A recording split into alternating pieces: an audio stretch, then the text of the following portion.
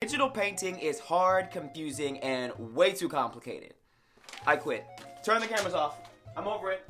If you can say amen to that statement, then you're in the right place. But let's get to the point. On social media, hot girls go viral all the time. Think Jenners, Kardashians. Mix that with your art career, and you're on fire, burning hotter than the Phoenix Force. No longer am I the woman you knew. I am life incarnate. I am Phoenix! In this video, you're gonna learn how to draw pretty girls from Pinterest, and you're gonna also learn how to digitally paint fast. Like, super fast. Things that you will need. I'll be using the 256 gigabyte 12 by 9 iPad Pro, and I also will be using the iPad Pencil. On that iPad Pro, I'll be using Procreate to render out this drawing. Also the Paperlike matte screen protector and this glove, which I love. It's like a ninja glove, but what it does is it helps from smudging and getting oil on the screen. All the items that I use and mentioned in this video are going to be in the description below, so check them out if you are interested. So without further ado, let's get into the video. I have over to the left a reference picture. In the middle center, I have all the colors or values that I'm using. And on the right is the active painting. So the base is on the far left of the image. Now I used a medium tone and then I used a highlight tone right now that I'm laying in. When I'm laying these in, I'm not trying to be perfect, I'm just going with the flow. And now I'm moving into the shadow tone right now, thinking about shadows that are visible, not the deepest shadows, but some shadows around the face and the form. And now I'm putting in the shadows. So these are the shadows that you see around the hair, under the eyelids, below where you see the neck where it's super dark. I'm laying those in now. So in this process, what you do is you do all of these on separate layers, and then you slowly change the opacity when you redo these layers all over again. This technique is sloppy, but it's gonna help you get into the program, start using it, understand values, and just go.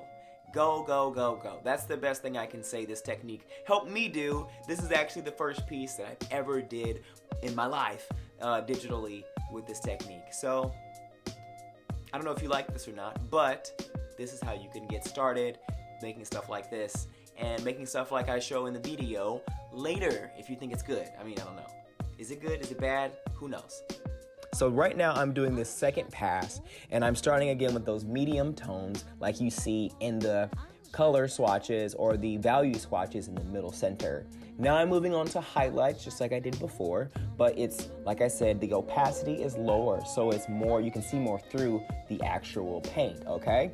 So I'm making it very even because it was kind of dark before. I'm now doing the shadow tones, then I'm gonna go in and do the dark tones, as you can see now. Hopefully this makes sense to you guys. I wanted it to be as straightforward as possible, but I'm not used to explaining this type of stuff to people. So if it's confusing, I'm so sorry, and please put it in the comments below if you are confused. So now you can see I have the tones a little bit more evened out. Basically, all you do is continue to lower the opacity, go over the areas of the face, make sure that you're matching them up with your reference over to the left, and that's it. I mean, it's very straightforward. I don't want to make this video too long because it's really not much to see. You just kind of see me slowly adding in values and thinking and taking forever. So I don't want to bore you guys, but I want you to know that all I'm doing is repeating this process over and over and over.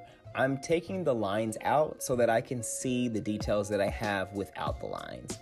I love working with lines. I come from doing traditional sketches, so it's a very comfortable place for me. It's my comfort zone for sure. But when you're doing digital painting, it's good to take those lines out every now and then and see where you are. So now I'm starting to add in the highlights of the hair. The hair is a little bit different, especially since it's black. All you have to do is really add some highlights in there and make sure that you're lightly pressing the brush on the features of the hair so that it's going to blend naturally. I don't really know how to explain it, but you have to feel it. It's very different than the rest of the face. It's very light and carefree, and I really like this part because it's very much the icing on the cake when you're drawing. So now I'm adding in the eyes. I start them off really dark, like a black eye, and then I start to add in a white. For the most part, I'm using an airbrush in this. If you guys are wondering, I use an airbrush for the actual features of the face. For the most part, it's a hard airbrush. Now for the reveal of the final image, and here it is.